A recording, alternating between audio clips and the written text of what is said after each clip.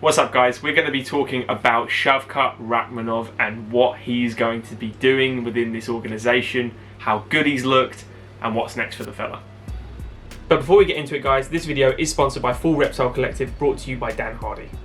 Head over to their website at fullreptile.co.uk where you can find anything from training gear, t-shirts, hoodies, all the way to coffee. For an exclusive 10% off, use Dan Said So at checkout. Make sure to also check out their YouTube channel for some of the best MMA content out there, bar my own. Let's get back to the video. Alright guys, Shavkat Rakhmonov is 15-0. 15 finishes. He looks sublime. He looks the real deal. He is a complete mixed martial artist with 100% takedown defense. He is as good as a hype train to me as anybody else. This guy is gonna be within that top 5 bracket within a year or two. Like, he really will be.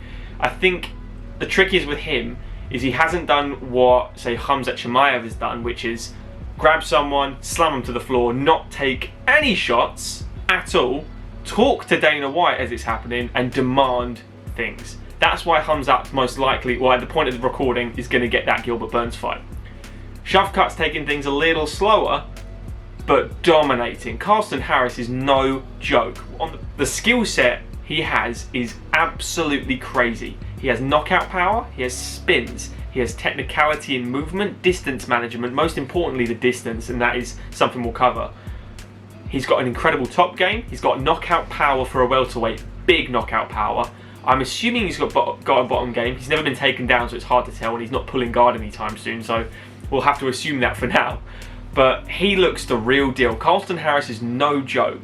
You know, shout out to Aaron the Dog MMA. I was on his betting show every week, and I said to him in the preview for it, you gotta go with Shavkat here because he looks the real deal. Carson Harris is no joke, but there's just a level above that you can kind of see when someone's coming up, and he's got that element. He's also got that mystique about him that people like, where he's got no emotion. He doesn't speak English. He needs the translator, so you're like, oh, what's he gonna say? And all these different kind of things. It's very interesting to me where you get someone this good come in. He's got the record. He's got the resume. He's got everything about him, and now he's doing it on the big stage. You know, the wins he's got. Alex Oliveira is a great first opponent to have in your debut, and he stormed through him. Stormed. No problem. Which is like, okay, well, he belongs in UFC. I mean, Kevin Holland's had how many fights in UFC? He's fighting him next. Or at the time of recording, he's fighting him next. So, Alex Oliveira's still got some miles in the tank. I know he's not the elite of the elite. He's not even ranked, but it's still a great one to have on your debut as a test.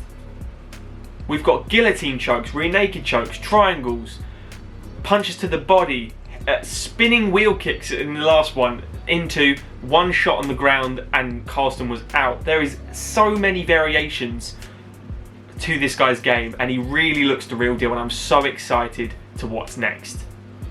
So let's take a look at the rankings guys, and let's see where we can kind of place him, because currently he is now broken into the top 15. He is ranked 15th.